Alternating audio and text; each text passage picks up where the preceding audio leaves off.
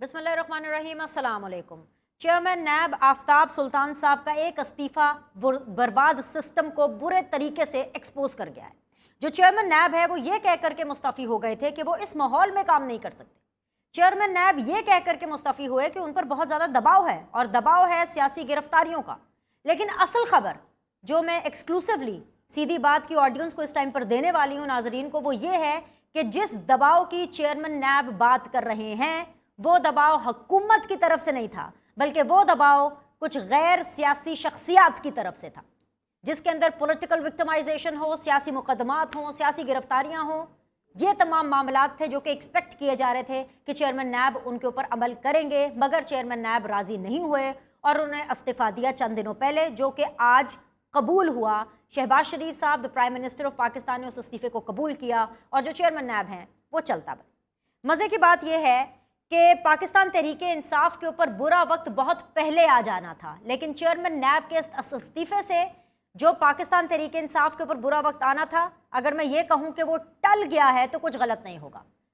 ख़त्म का नहीं कह रही हूँ, इसलिए क्योंकि आज ही चेयरमैन नैब का इस्तीफ़ा एक्सेप्ट होता है, वो घर चले जाते हैं। तो हमने देखा कि आज के आज ही इमरान खान साहब को रावलपिंडी नैब बुला लेता है। कल इसी टाइम पर हमने देखा था कि लाहौर हाई कोर्ट के अहाते के बाहर अपनी नौयत का एक मुनफरिद जलसा किया गया। जलसा ही तो था, क्या जलसे से कम था? पाकिस्तान की तारीख में ऐसा कब हुआ है कि किसी भी अदालत के अहाते में, और ये मैं लोअर जुडिशरी की बात नहीं कर रही, लाहौर हाई कोर्ट के अहाते के अंदर एक पॉलिटिकल पार्टी अपना पावर शो करे, अपना जलसा करे। कल होने वाले जलसे ने यह सवाल उठाया कि क्या लाडला अभी तक लाडला है? तो जो इमरान खान साहब का जो लाड है वो जो चेयरमैन हैं उनके इस्तीफे के बाद क्या ख़त्म हो जाएगा? क्या इमरान खान साहब मज़ीद लाडले बने रहेंगे या फिर उन पर एक्चुअली मुश्किल वक्त आने वाला है? इन तमाम सवालों के जवाब हम जानने की कोशिश करेंगे आज की नशिस्त के अंदर। मुझे ज्वाइन कर रहे हैं जी वेरी ऑनरेबल निहाल हाशमी साहब PMLN से, मुझे ब्रिगेडियर रिटायर्ड हारिस नवाज साहब ज्वाइन कर रहे हैं। अस्सलाम वालेकुम, खुश आमदीद, बहुत बहुत शुक्रिया ज्वाइन करने के लिए। और मुझे आफ्ताब जहांगीर साहब ज्वाइन कर रहे हैं पाकिस्तान तहरीक इंसाफ से। तीनों मेहमानों को मैं खुश आमदीद कहूँगी, बहुत बहुत शुक्रिया ज्वाइन करने के लिए। निहाल हाशमी साहब, मैं सीधा सवाल आपके सामने रख देती हूँ कि जो चेयरमैन नैब है वो अपने अलविदाई खिताब के अंदर ये कह करके गए हैं कि जी फलाह के भाई को छोड़ दो, ये कहा जाता था फलाह के भाई को पकड़ लो, तो मैं इस तरह के ऑर्डर्स नहीं ले सकता। ये अपने आप में एक चार्जशीट है। शहबाज शरीफ साहब ने ऐसे इस्तीफ़ा कबूल करके उनको चलता कैसे कर दिया? कोई इंक्वायरी करते, कुछ मामलात की छानबीन करते, कोई देखते, क्योंकि शहबाज शरीफ साहब को ये साबित करना पड़ेगा कि भाई जो बातें चेयरमैन नैब कर रहे हैं उनकी असल में सच्चाई क्या है।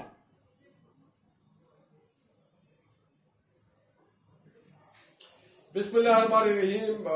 मेरे सबसे पहले तो चेयरमैन नैब के इस्तीफा से मुझे एक पैगाम मिलता है कि पाकिस्तान में हर आदमी justice Javed Iqbal former chairman NAB नहीं है।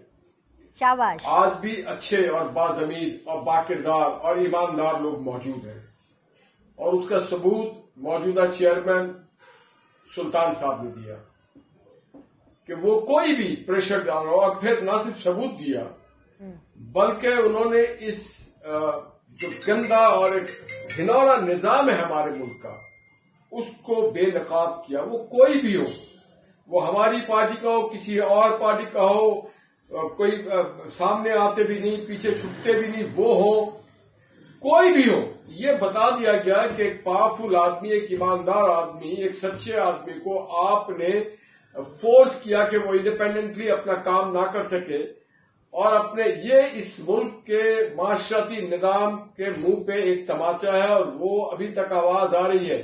मुझे भी आ रही होगी और बाज़मीर लोगों को भी आ रही है, और जो बेजमीर है उनको तो कभी भी नहीं आएगी।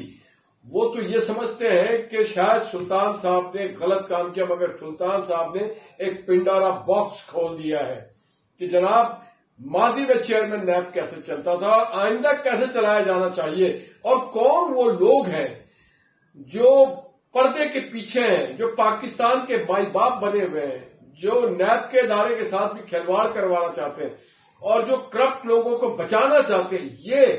ये बिनिश आद जैसी सहाफत की जो अहम जिम्मेदार सुतून है, उनका काम है कि इसको ड्रैग करें, इसको इन्वेस्टिगेटरी जर्नलिज्म के तहत इसको पता करें, खा कोई भी हो, XYZ, कोई भी निहाल भाई, पाकिस्तान मैं करूंगी। पाकिस्तान मुझे के लोग मुझे आप पाकिस्तान की जैसे इमेज से बड़ा नहीं है। मुझे आप जैसे जमहूरियत पसंद सियासतदानों का साथ भी दरकार होगा ये करने में, लेकिन मैं शहबाज शरीफ साहब का प्राइम मिनिस्टर का क्या करूं, जिनको सुबह से पता नहीं कितने ताने सुनने पड़ रहे हैं। मैं तो ट्विटर पर भी लोगों को कह कह के थक गई, अब भी कह करके थक गई हूं कि भाई बराए करम शहबाज शरीफ साहब को अकेले जिम्मेदार ना ठहराइए, क्योंकि ये गैर सियासी शख्सियात का प्रेशर था। लेकिन शहबाज शरीफ साहब हैं तो मुल्क के प्राइम मिनिस्टर ना सर, आपको अच्छा लगे मुझे अच्छा लगे ना लगे, वो डाकिया थोड़ी हैं, वो पपेट वजीर आजम थोड़ी हैं कि जो उनको आकर के बोला जाएगा वो करेंगे। इंक्वायरी तो कॉल करते हैं। अगर निहाल हाशमी मेरे शो में बैठ करके बातें कर सकते हैं, बीनर सलीम अगर सवाल उठा सकती है, तो एक मुल्क का वजीर आजम जिसके पास इतनी ताकत और पावर है, वो एक इंक्वायरी कॉल नहीं कर सकता कि भाई चेयरमैन नैब को ये रिजर्वेशन है, इंक्वायरी कॉल करते हैं। भाई डाकिए का काम कर रहा है, इधर की चिट्ठी उधर, उधर की चिट्ठी इधर। बात सर ये बिनिश कि हर कोई खुदा से नहीं डरता, लोग जमीनी खुदाओं से डरते हैं। आप और हम अल्लाह से डरते हैं। मौत तो एक बार आनी है, और मैं समझता हूं कि उनको भी आनी, जो दरपर्दा लोग बैठे हुए पाकिस्तान के निजाम को बिगाड़ रहे हैं।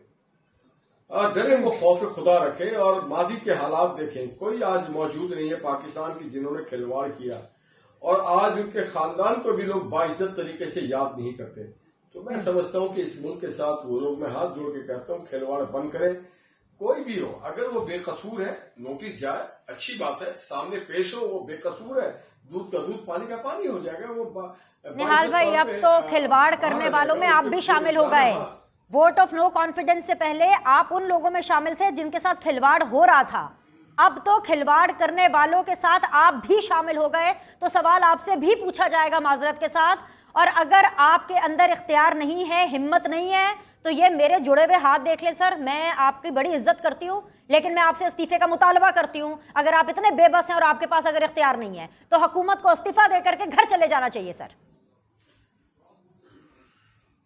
नहीं, 4 दिन पहले, 1 महीना पहले मेरी नाहली खत्म हुई। ना मैं वजीर हूं, ना मुशीर हूं, ना स्पेशल असिस्टेंट हूं, ना किसी सरकारी ओहदे पे रहा हूं, ना कोई सरकारी वकालत करता हूँ। मैं तो आपकी पार्टी की हुकूमत है सर, तो मैं तो आप आपके भी साथ बड़ी ना शेयर कर रहा हूं कि कन्वीनियंट तरीके से ना कभी इंडिविजुअल बन के जवाब दे देते हैं, कभी नून लीग बन के दे देते हैं। हुकूमत में पीपल्स पार्टी भी है, JUI भी है, वजीर आजम आपका है सर। यही तो मैं कह रही हूँ, खिलवाड़ में आप भी शामिल हो गए। वजीर आजम आपका है, पूछा आपसे जाएगा, पूछा वजीर आजम से जाएगा सर। आप पूछे ना, वजीर आजम साहब है, वो अगर पाकिस्तान में है तो आपको जवाब देंगे। मुझसे ना पूछे अदला से कारकुन का, अगर मुझे पता होता वल्लाह बावजूद बैठा हुआ मैं नाम बता देता। अच्छा, जितने बड़े भी हो मैं नाम बता देता कि इसके पावर से ये काम हुआ है। आई अंडरस्टैंड निहाल भाई, आई अंडरस्टैंड। मैं आपकी मुश्किल नहीं बढ़ाती। चले ब्रिगेडियर साहब के पास चलते हैं, चले उनसे, हम दोनों से ज्यादा दलेर हैं। ब्रिगेडियर साहब से पूछ आसानियां कौन सी है?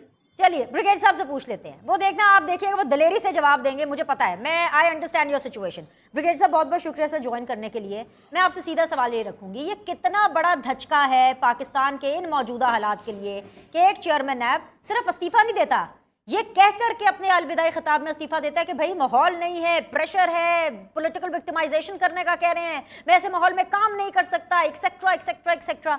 ऑलरेडी पाकिस्तान डिफॉल्ट हो चुका है, मौशी सूरत हाल खराब है, पॉलिटिकल एनार्की फैली हुई है, और ऐसे में एक नया पिंडोरा बॉक्स।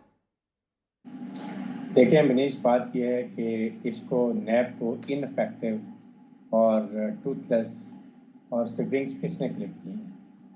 आपकी नेशनल असेंबली ने।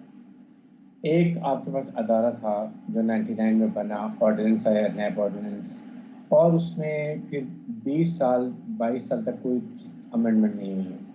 तरीका ये होता है कि आप 10 साल चलाते हैं, उसके बाद देखते हैं कि इसको और इम्प्रूव कैसे करना है, उसको और बेहतर कैसे करना है, उसकी कमजोरियां निकालते हैं और उसको और स्ट्रांग बना देते हैं, ताकि एक एंटी ग्राफ्ट अदारा है उसको आप अच्छा बनाएं और उससे रिजल्ट लें। अगर आप उसके विंग्स खत्म कर देंगे, आप उसकी सारी पावर्स खत्म कर देंगे, he can't arrest anyone, he can't recover money from anyone, तो फिर मुझे बताइए कि उसकी क्या वैल्यू रह जाती है। आपने अपने सारे जो अपने मसाइल थे, पर्सनल मसाइल सॉल्व कर लिए, जिस मकसद के लिए इनको लाया गया था। उन्होंने मरियम नवाज के केस खत्म कर दिए, उन्होंने शहबाज शरीफ के केस खत्म कर दिए 16 अरब रुपए का, उसके बाद सलमान शहबाज आ गए, सबके केस खत्म हो गए। तो आपने इनफेक्टिव तो खुद किया, किसकी पॉलिटिकल गवर्नमेंट है?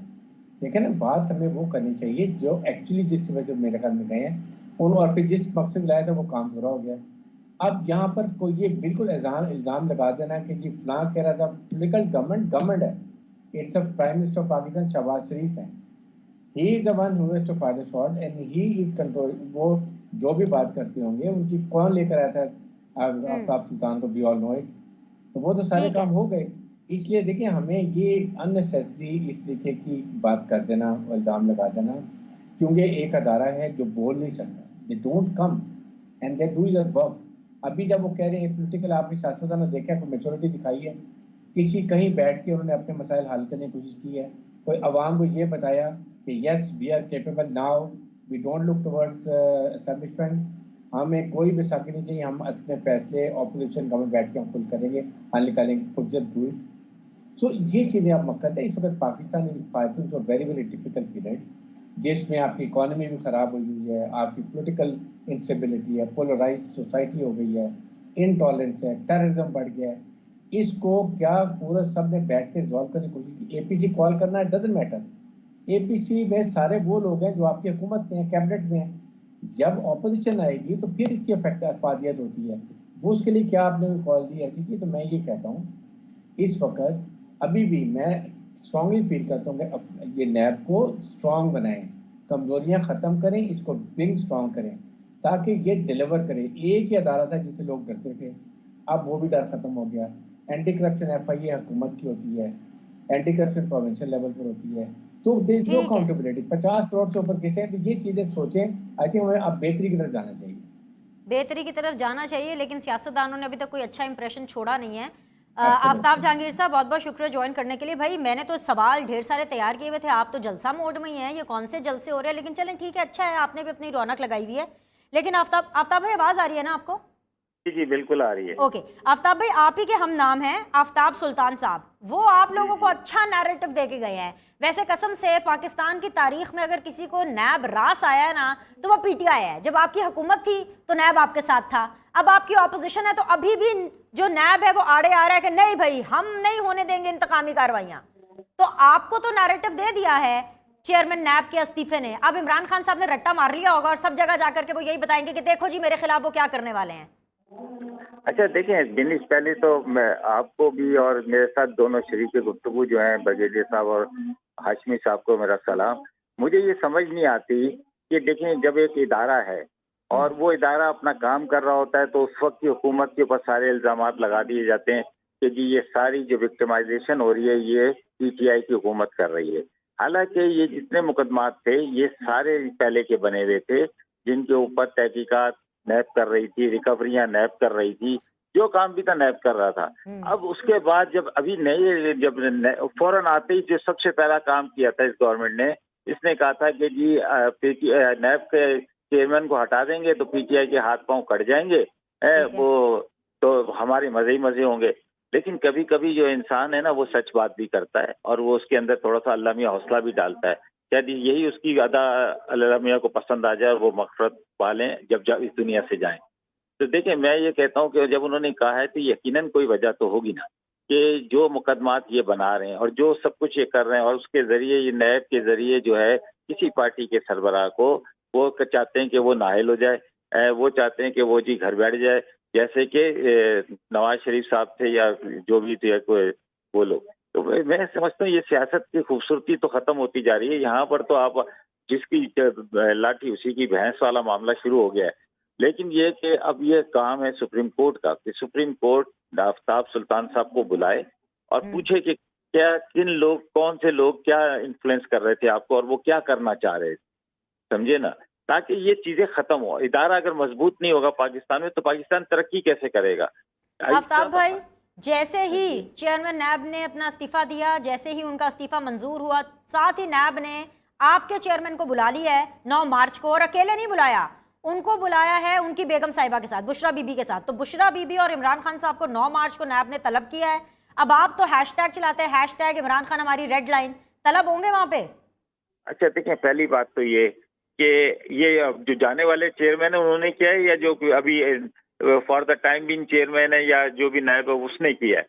समझे ना। भाई जाने वाले चले गए सर, जो जाने वाला होता है ना वो हफ्ता 10 दिन महीना पहले ही काम छोड़ देता है। तो अब आप खुद समझ रहे हैं, आप तो खुद हुकूमत में रहे हैं, आपको पता है कैसे काम होता है। नहीं नहीं, ऐसे बिनिश ऐसा नहीं है, क्योंकि आपका वास्ता नहीं पड़ता ना। आप तो हर एक को अपने कटेरे में लाके खड़ा अल्लाह कर को सकते शुक्र है हैं। सर, मेरी ऐसी क्योंकि हरकतें आप भी तो- नहीं है कि आप वास्ता सुन तो पड़े। लें, सुन तो लें आप। जी जी आपके साथ लगा हुआ है साहफी आजाद है। साहफी जो बोले वो बहुत कम पैदा होते हैं अरशद शरीफ जैसे लोग, और फिर जो बोलते हैं तो फिर उनका रिजल्ट भी आपने देख लिया। तो इसलिए आप तो गलती भी ना करिएगा, आप हमेशा हुकूमत का साथ दीजिएगा और वो अपोजिशन को रगड़ते रहिएगा, वरना फिर कहीं ना मुश्किलात पैदा ना हो जाएं। तो मैं ये आपके समझता मशवरे हूं- का शुक्रिया, लेकिन मैं फिर भी कायम रहूंगी।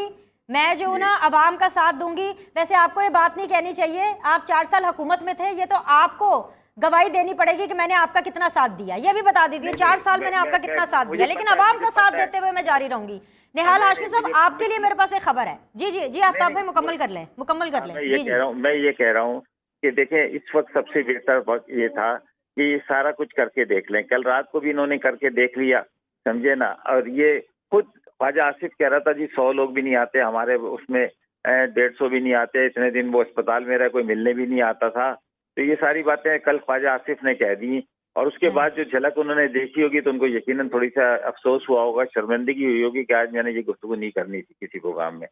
अच्छा, लेकिन बहरहाल देखें, मैं ये समझता हूँ कि अगर मुल्क को आगे लेके चलना है, मुल्क के अंदर अमन लाना है, मुल्क को माशी तौर पे दूर करना है मजबूरियों से, मायूसियों से, तो फिर ये है कि हमें चलिए कि हम आफ्ताब जहांगीर साहब, आपके लिए ना पार्टी शुरू हो गई है। नैब ने जो है वो शाह महमूद कुरैशी साहब को और फवाद चौधरी साहब को भी तलब कर लिया। मुझे वक्फा लेना है, वापस आके ना हम इसको रिज्यूम करते हैं डिस्कशन को।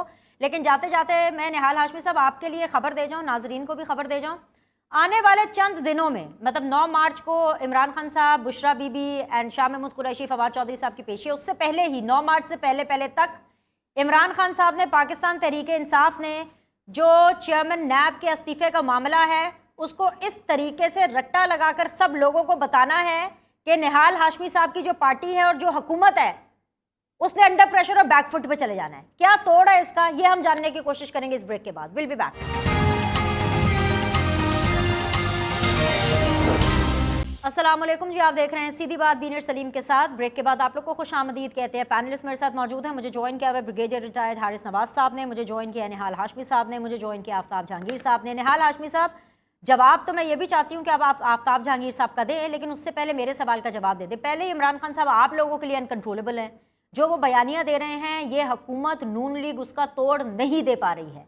कल लाहौर हाई कोर्ट के अंदर उसके इहाते के अंदर जो जलसा किया गया, आज अता तारर साहब जो हैं चीख के एक प्रेस कॉन्फ्रेंस कर रहे थे। मेरा उनके साथ बड़ा अच्छा ताल्लुक भी है, मुझे बहुत तरस भी आया था तारर साहब पे, कितना क्यों मतलब रो रहे हैं, क्यों मतलब अगर एक जलसा हो गया, अगर आप लोगों की ये कैपेसिटी नहीं है, आप लोग नहीं कर पाए, नवाज शरीफ की पेशी पे अगर आप ये लोग नई चीज़ें कर पाए, मरियम नवाज की पेशी पर नहीं कर पाए, आफ्ताब जहांगीर साहब ने ऑलरेडी आपको एग्जाम्पल कोट कर दी कि ख्वाजा आसिफ साहब क्या फरमा रहे हैं, तो निहाल हाशमी साहब आप मेहनत करें ना, हसद क्यों करते हैं?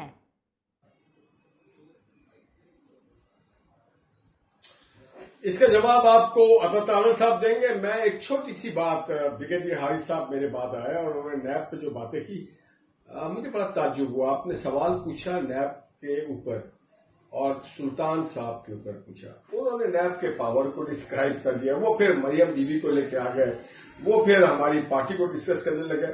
तो मैं नहीं समझता कि हारिस साहब एज ऑब्जर्वर आए हैं या एज किसी पार्टी को रिप्रेजेंट करें, क्योंकि हमारे खिलाफ उन्होंने बहुत चार्जशीट कर दी है।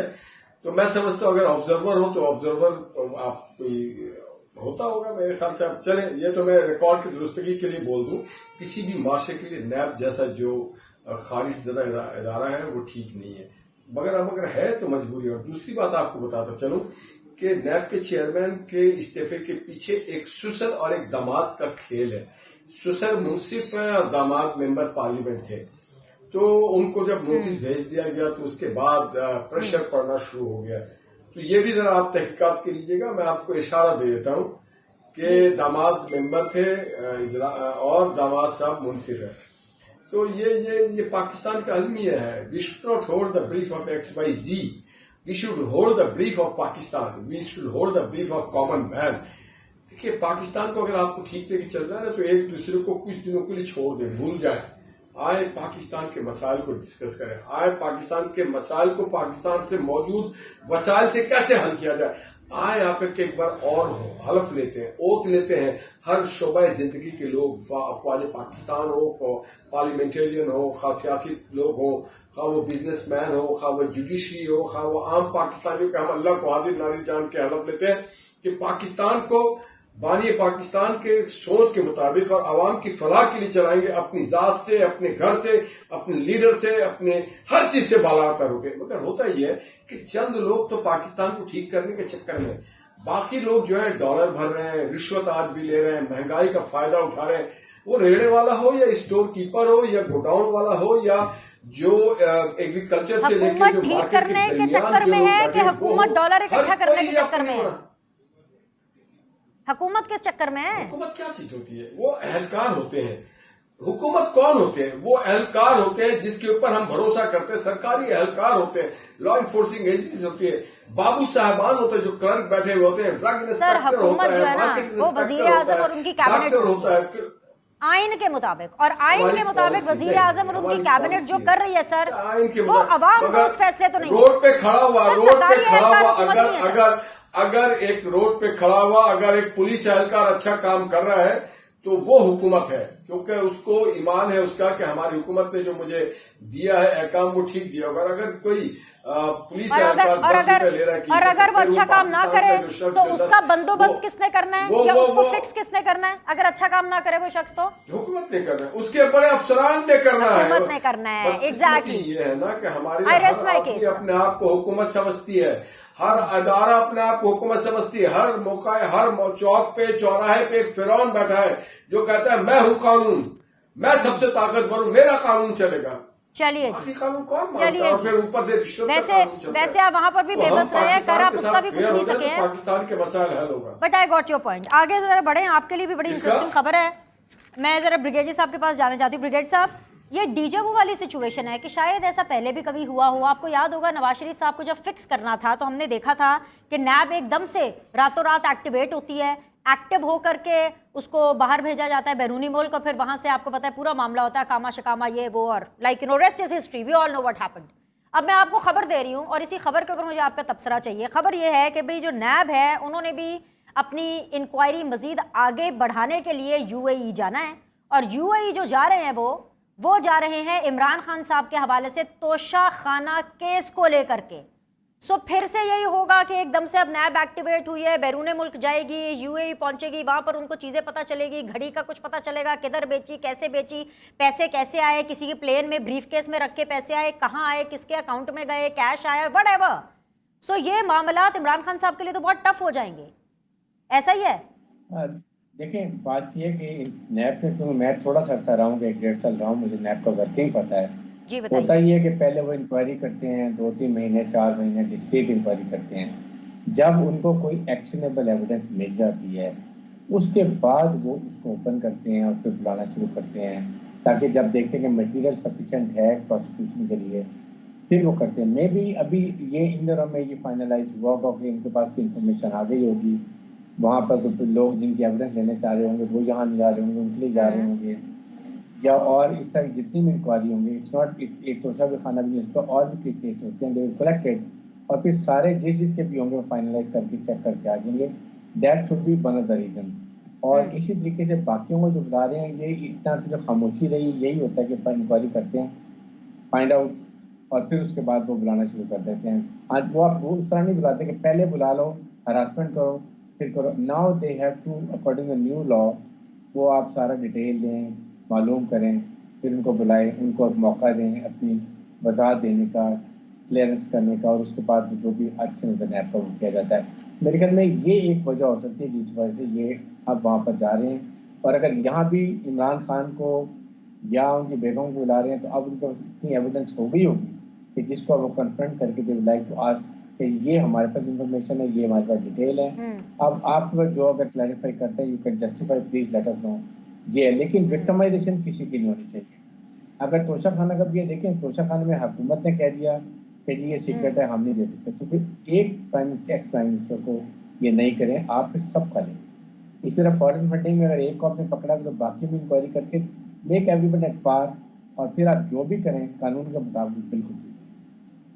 ठीक है, एक ब्रेक लेने की मुझे इजाजत दीजिए, एक ब्रेक लेते हैं, ब्रेक के बाद वापस आएंगे, फाइनल राउंड ऑफ डिस्कशन होगा, स्टे विद अस।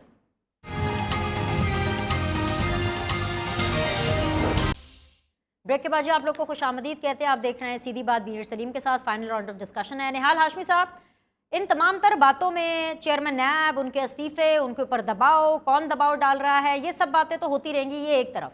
लेकिन मुझे याद आया इस पूरी कॉन्वर्सेशन में, क्योंकि आप बार बार अवाम का जिक्र कर रहे हैं, हुकूमत का जिक्र कर रहे हैं, किस तरह सबको साथ लेकर के चलना चाहिए, व्हाट्सोएवर। शहबाज शरीफ साहब ये फरमाया करते थे कि अगर 6 महीने के अंदर मैंने मुल्की हालात बेहतर ना किए तो मेरा नाम बदल देना। बदल कर क्या रखना है, आप खुद ही सुन लीजिए कि शहबाज शरीफ साहब क्या फरमा रहे थे, सुनवाइए जी। की क़यादत में हम इंशाअल्लाह पाकिस्तान को फिर दोबारा बनाएंगे। और आखिर में फिर कहता हूं कि 6 महीने में अगर हमने मिलकर सबने मईशत को दिन रात मेहनत करके पांव पे खड़ा करने की पूरी कोशिश करेंगे, ना किया तो मेरा नाम शहबाज शरीफ नहीं, फिर इमरान नियाज़ी रख देना। पाकिस्तान पाकिस्तान। निहाल हाशमी साहब, कह दूं फिर शहबाज शरीफ साहब को इमरान नियाजी, आप भी कहेंगे शहबाज शरीफ को इमरान नियाजी? देखिए, बात यह है कि मुझसे वैसे ही बहुत प्यार करते हैं, बहुत ज्यादा मुझसे शफकत करते हैं। अगर आप ये काम भी मेरे साथ करवाना चाहती हैं, 4 साल बाद मेरी पार्टी की बुनियादी मेंबरशिप बहाल हुई है। अगर आप चाहते हैं मैं फिर तो जो चाहे आप मेरे साथ, आप मलका है, आप जो चाहे कर लें। निहाल भाई, आपसे इस तरह के सरेंडर की उम्मीद नहीं थी। मेरा भी बहुत इज्जत और एहतराम का ताल्लुक है शहबाज शरीफ साहब के साथ, बड़े डिसेंट आदमी हैं। लेकिन सर उन्होंने खुद ही कहा था, मैंने तो सिर्फ आपको याद कराया है। मैं कब कह रहा हूं? आप ऐसे सरेंडर तो ना करें ना सर, जरा डिफेंड करें ना फिर अपने लीडर को, अपने प्राइम मिनिस्टर को। मैं अब आपको यही तो मैं आपको यही तो कहना चाह रहा हूं कि क्या सिर्फ ये शहबाज शरीफ का पाकिस्तान है? क्या उन सब का पाकिस्तान नहीं है जो 10-10 लाख रुपया पेंशन लेते हैं? क्या उन लोगों का पाकिस्तान नहीं है जो रोज के 25 लीटर पेट्रोल लेते हैं? क्या उनका पाकिस्तान नहीं है जिनके घरों में 2-2 गाड़ियां सरकारी खड़ी है रिटायरमेंट के बाद भी? क्या उनका पाकिस्तान नहीं है जिनके टीए फर्स्ट क्लास होते हैं? क्या उनका पाकिस्तान नहीं है जो हर हाल में एसी गाड़ी पे चलते हैं? क्या उनका पाकिस्तान नहीं है जिनके सारे अखराजात, घर के माली से लेकर नौकर से लेकर ड्राइवर से लेकर हर अखराजात पाकिस्तान के टैक्स पेयर पे करते हैं? तो उनको हम इसलिए समझते हैं कि ज्यादा हम देते हैं उनको मराद, तनख्वाहें, पेंशन, अलाउंसेज, गाड़ी, बड़ी बड़ी गाड़ी, इसलिए कि वो हमारे लिए सोचे। 22 करोड़ लोगों के लिए बेचारा अपना खून पसीना एक करते हैं।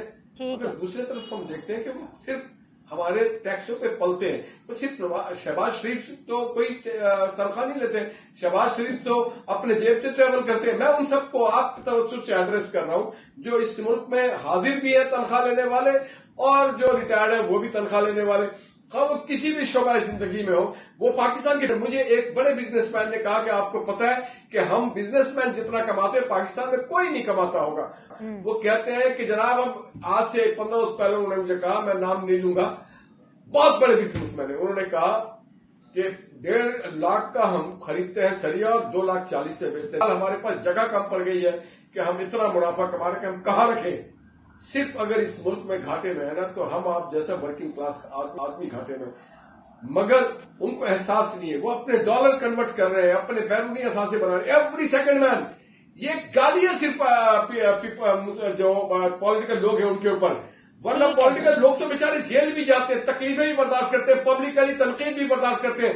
ये लोग तो तनकीद भी नहीं बर्दाश्त करते, और किसी को पता भी नहीं होगा कितना खा रहे कितने कम। मैं जब जाता हूँ बड़े बड़े पुरतयूश इलाके में और जब मकान और बंगले देखता हूँ, मैं कहता हूँ यार मैं भी लाखों कमाता हूँ, मेरा घर तो इतना बड़ा नहीं हो सका। तो ये कौन लोग हैं, कहाँ से ये पैसा है और कहाँ से ये कमा रहे हैं? तो शायद ये इस दुनिया में 500 साल के लिए आए, इन्होंने वापस नहीं जाना है, और शायद इनको कोई फर्क पड़ता है पाकिस्तान की इज्जत से वकार से। तो उनके लिए तो पूरी दुनिया ग्लोबल है, मगर फर्क पड़ता है हम जैसे वर्किंग क्लास के मुहिब्बे वतन पाकिस्तानियों को।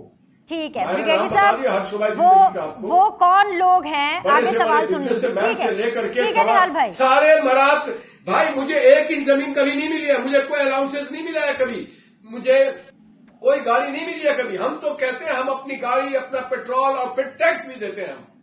मैंने तो कभी नहीं लिया कोई मरात, मैंने तो मेरी तो कोई छोड़े निहाल हाशमी साहब, आप 85 लोगों की काबीना में तो आए नहीं, छोड़ दें। इसका आप दुख ना करें। 85 लोगों की काबीना में आप आए नहीं, आप क्या बातें कर रहे हैं। अच्छा छोड़े, आप पहले ब्रिगेडियर साहब की सुने जो मैं उनसे सवाल करने लगी। ब्रिगेडियर साहब, वो कौन लोग हैं आपके ख्याल में, क्योंकि मुझे आपकी रहनुमाई चाहिए, जो नैब को प्रेशराइज कर रहे हैं कि पाकिस्तान तहरीक इंसाफ और इमरान खान के ऊपर केसेस बने? वो कौन लोग हैं जो कि ये चाहते हैं कि पार्टी के खिलाफ ढेर सारे मुकदमात बने? वो कौन लोग हैं जो कि तहरीक लब्बैक को महंगाई के खिलाफ जो भी वो धरना करने वाले हैं उसके अंदर उनको फ्री हैंड दे रहे हैं? और वो कौन लोग हैं जो ये समझते हैं और ये फैसला कर चुके हैं कि जो चाहे मर्जी हो जाए, पाकिस्तान में इंतखाबात अक्टूबर नवंबर से पहले नहीं होंगे? अगर पता है तो प्लीज़ बता दीजिए, मैं इसी नोट पे शो ख़त्म कर देती हूँ। मुझे ये बताएं कि हुकूमत किसकी है? ये हुकूमत का काम है कि हुकूमत का कारोबार चलाएं, आवाम के जान माल की हिफाजत करें, कीमत सस्ती करें, घर ठीक करें। देखें, IMF वर्ल्ड बैंक जो आपको कहता है ना कि जी इतना ही टैक्स लगा दें, ये लगा दें, वो तो उनको पता है कि जी 800 रुपये हमें कैसे वापस मिलना है, वो इसके लिए करते हैं। आपने 2000 से 3000 अरब आपका FBR में एक साल में चोरी होती है। 2000 भी नहीं, सेंटर नहीं। स्टेट कॉरपोरेशन जो आपकी PIA, रेलवे और उसके बाद ये स्टील मिल, जिस तरह की 300 कॉरपोरेशन है, 700-800 रुपये लगता है साल का। अगर हम इसको ठीक कर लें, प्राइवेटाइज कर लें, ये पैसा आपका बचेगा, 700-800 रुपये साल का बचेगा। उसके बाद आप करप्शन खत्म कर लें, नैब में, सेल टैक्स में, इनकम टैक्स में, कस्टम में, अगर साल का 500-600 अरब बचा लें तो आप कितना पैसा बचा लेते हैं। फिर ऑस्टेरिटी करें ना, जो बड़े बड़े आपके president house, prime minister house, minister, गाड़ियाँ 10,000 15-15 गाड़ियाँ, पेट्रोल फैसिलिटी, कोई ये कम करें। आप देखें कितना फ़र्क आवाम को पड़ता है। आपने टैक्स लगा दिए, सारों को टैक्स गरीबों को करा दिया। आपने उस जो अमीर लोगों को टैक्स लगाया नहीं लगाया, तो ये डूएबल है, ये डूएबल थिंग है। हुकूमत पाकिस्तान ये ब्लेम मत करें। जब एस्टैब्लिशमेंट ने कह दिया कि वी आर पोलिटिकल, या तो फिर हुकूमत कहे ना कि नहीं हमारे में इंटरफेयर कर रहे हैं। आपके प्राइम मिनिस्टर कभी जिक्र नहीं कर रहे हैं, बड़े खुश बैठे हैं वहाँ पर, सिक्योर बैठे हैं, समझते हैं मुझे वोट ऑफ कॉन्फिडेंस में आया हूँ। तो फिर आप ये बातें खुद आपके ऊपर ब्लेम आ रहा है सब। मैं यही कहूँगा कि PDM या PML की गवर्नमेंट ने आके आवाम को डिलीवर नहीं किया, गवर्नेंस ही नहीं थी, कोई डॉलर महंगा सस्ता नहीं किया, बिजली गैस सस्ती नहीं की, पेट्रोल डीजल कम नहीं किया, आवाम को सस्ती चीज़ें नहीं करके दी। मैं तो वो कहूँगा जिसको प्राइम मिनिस्टर है, ठीक है। इसलिए आपको चाहिए कि आप सोसाइटी में थोड़ी सी हालात ठीक कर लें। आप पोलिटिकल स्टेबिलिटी लिए, इकोनॉमिक स्टेबिलिटी की पहली कंडीशन है। आप पोलराइज इंटॉलरेंस जो है वो आप करें, बैठ के मुज़ाकरात करें। आप 1-2 महीने अक्टूबर में नहीं, आप चलें कहीं अगर जुलाई में हम इलेक्शन कर लेंगे, बट कौम को बता दें कि हम सियासतदान बैठ के मसले हल कर सकते हैं, हम बैठ के आपके लिए फैसले कर सकते हैं। और पूरा साल का रोड मैप दे रहे हैं, कब हुकूमत जाएगी, कब केयर टेकर जाएंगे, कब इलेक्शन होगा, कब बजट होगा, कौन बजट बनाएगा, कैसे सिस्टम होगा। इट इज ये गवर्नमेंट रिस्पॉन्सिबिलिटी। सवाल बहुत सारे हैं ब्रिगेडियर साहब, वही सवाल जो आप भी उठा रहे हैं, निहाल हाशमी साहब भी उठा रहे हैं, आफ्ताब जहांगीर साहब भी सवाल उठा के गए, और मैं तो खैर मेरे ख्याल से जब से मैं शो करने लगी हूँ मैं तभी से सवाल उठा रही हूँ, लेकिन जवाब किसी के पास नहीं है। बस इस दुआ के साथ कि जो भी हो वो पाकिस्तान के लिए बेहतरीन हो। Thank you very much for tonight. इंशाल्लाह ताला आप लोगों से कल मुलाकात करें।